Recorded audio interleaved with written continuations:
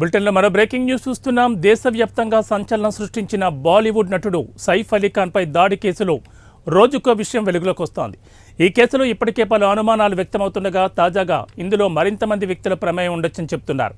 ఈ కేసులో కీలక నిందితుడిగా భావిస్తున్న బంగ్లాదేశ్కు చెందిన షరీఫుల్ ఇస్లాం అలియాస్ షహజాద్ మహమ్మద్ రోహిలా అమీన్ ఫకీర్ అలియాస్ విజయ్ దాస్ను ఈ నెల 19న థానేలో ముంబై పోలీసులు అరెస్ట్ చేశారు.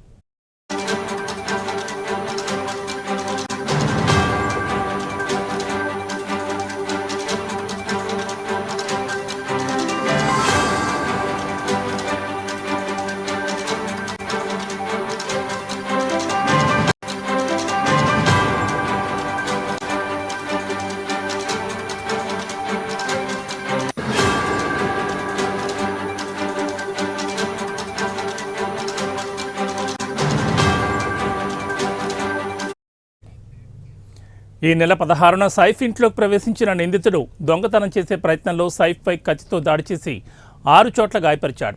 ఈ కేసులో సాక్ష్యాలను బలపరిచేందుకు సైఫ్, ఆయన ఇంటి సిబ్బంది ధరించిన దుస్తులు, రక్త నమూనాలను పోలీసులు ఇప్పటికే సేకరించారు.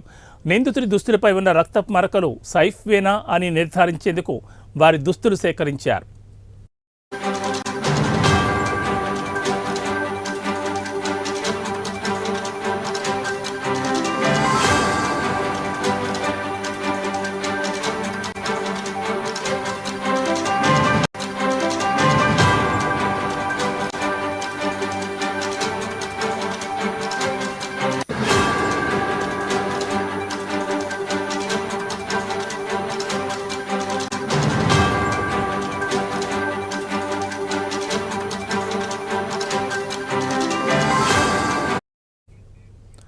కాగా ఘటన జరిగిన ప్రదేశంలో సేకరించిన వేలి ముద్రలు నిందితుడి ఫింగర్ ప్రింట్తో సరిపోలినట్లు సమాచారం.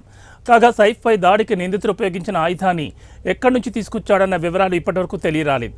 కాగా నిందితుడు విచారణలో సహకరించని కారణంగా కోర్టు అతనికి ఈ నెల 29 వరకు కస్టడీని పొడిగించింది.